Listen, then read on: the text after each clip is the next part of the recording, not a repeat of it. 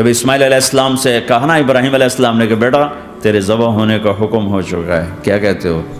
تو انہوں نے کہا جلدی کرو، یا ابا تفعل، یا ابا تفعل، ابا جلدی کرو۔ تو ابراہیم سمجھے کہ شاید یہ پتہ نہیں چلا اسے کہ بیٹا تمہیں خبر ہے میں کیا کہہ رہا ہوں؟ کہاں خبر ہے، بڑا اچھا سودا ہے، آپ کے بدلے میں اللہ مل جائے گا، اللہ آپ سے زیادہ بہتر ہے، دنیا کے بدلے میں جنت ملے گی، جنت دنیا سے بہتر ہے۔ پھر معصوم بچوں کو خیال، ہاں میری ماں کو ضرور تکلیف ہوگی، تو اپنا کرتا اتارا اور اپنے باپ کو دیا کہ یہ کرتا آپ نے میری اماں کو دینا ہے، جب مجھے کبھی یاد کرے گی تو میرا کرتا دیکھ لیا کرے گی، تسلی ہو جائے گی، اور آپ نے اپنے کرتے میں مجھے کفن دے کے ادھر ہی دفن کر دینا ہے، ادھر نہیں لے جانا وہ مکے کی طرف کہ میری ماں کو وہاں تکلیف ہوگی، میرا کٹا سر دیکھ کر بغیر سر کے پورا دھڑ وہ اس کو تکلیف ہوگی۔ ایسا اطمینان سے، چونکہ اور ذبح ہونے والا بھی ایسی باتیں کرتا ہے، بابا میرے ہاتھ بھی باندھ دے، میرے پاؤں بھی باندھ دے، کہ ممکن ہے جب تو چھری چلائے اور میرا ہاتھ پاؤں ہلے تو تجھے لگ کے تمہیں تکلیف نہ ہو جائے۔ پیسے میں چین ہوتا، زندگی میں چین ہوتا نہیں، اللہ کو پانے میں چین ہے، اور ادھر وہ بھی اللہ کو ڈھونڈ رہا ہے۔ ارے میرے بھائیو، 60 برس کی دعا کے بعد بیٹا ملا، 60 برس دعا مانگی، یا اللہ اولاد دے دے، اولاد دے دے، اولاد دے دے، 60 سال کے بعد اولاد ہوئی، 84 سال کی عمر میں، 80 سے 84 برس کی عمر میں کے درمیان بچہ ہوا ہے۔ جب وہ 5 سے 10 سال کا ہوا ہے اور ابراہیم 90 کراس کر گئے، 90 کا بیریئر کراس کر گئے، جب مرغی کو ذبح کرتے بھی ہاتھ کانپیں، 90 برس 92 سال کا بڈھا تو مرغی نہیں ذبح کر سکتا، تو اس کو کہا جا رہا بچہ ذبح کر۔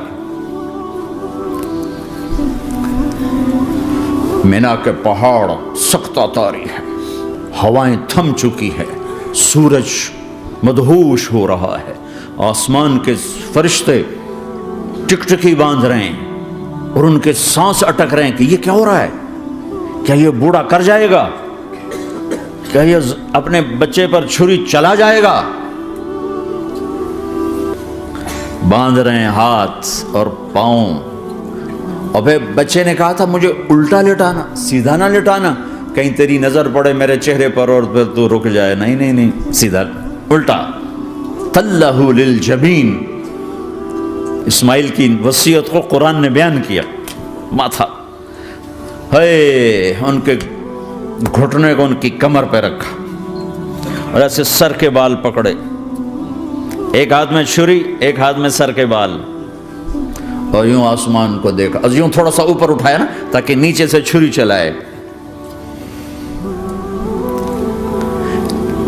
وہ چھری چلا کے مطمئن ہے، وہ چھری چلوا کے مطمئن ہے، پتہ چلا کہ میری سوچ غلط ہے، کسی اور طرف سکون ہے، جہاں میں ڈھونڈ رہا ہوں وہاں نہیں ہے،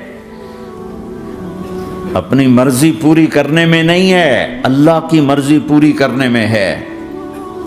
یوں پکڑا، گھٹنا رکھا، یوں دیکھا، آسمان کو دیکھنا تھا کہ فرشتوں کی چیخیں نکل گئی، کہ اے اللہ، ہائے ہائے ہائے، کاش وہ مینا کے پہاڑ ہوتے جہاں یہ قصہ ہوا، اب تو حاجیوں کی وجہ سے انہیں توڑنا پڑا۔ اے اللہ، کیا تو مجھ سے ناراض ہو گیا ہے؟ تو یہ سمجھتا ہے کہ اسماعیل کی محبت میرے دل تجھ سے زیادہ ہوگی؟ نہیں نہیں، میرے اندر تو ہی تو ہے، تیرے سوا کوئی نہیں ہے، اور اگر کوئی میرا تو نے امتحان لینا ہے میں حاضر ہوں۔ ایک اسماعیل کیا لاکھوں قربان ہو سکتے، چھری چلاتی۔ اگر میرا رب صرف دیکھ ہی رہا تھا کہ خلیل کہاں تک جاتا ہے، یاری نبھتی ہے کہ درمیان میں ٹوٹتی ہے۔ ارے تم سے بچوں پہ چھریاں نہیں چلوا رہا، تم سے کہہ رہا غلط کام چھوڑ دو، وہ تمہاری ہلاکت اور بربادی کا ذریعہ ہیں، یا موت سے ٹکر لے کے دکھا دو۔ یا قبر کے گڑھے میں جانے سے انکار کر دو، یا موت کے بعد کھڑے ہونے سے انکار کر دو، یا میرے رب کی جہنم کو پانی سے بجھا دو، میرے اللہ کی جنت کو آگ لگا دو، اور کہہ دو کوئی اللہ نہیں، کوئی حساب کتاب نہیں، جاؤ جو مرضی کرو۔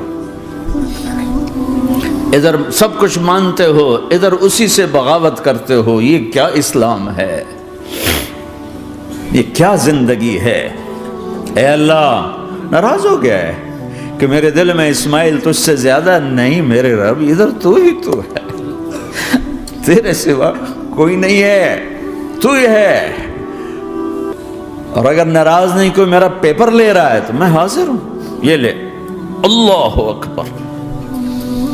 جو چھری چلائی، ساتوں آسمان کے فرشتوں کی چیخیں نکل گئی۔ 2 دفعہ آسمان کے فرشتے روئے ہیں، 2 دفعہ ساتوں آسمان کے فرشتے، ایک یہاں ابراہیم و اسماعیل کے اس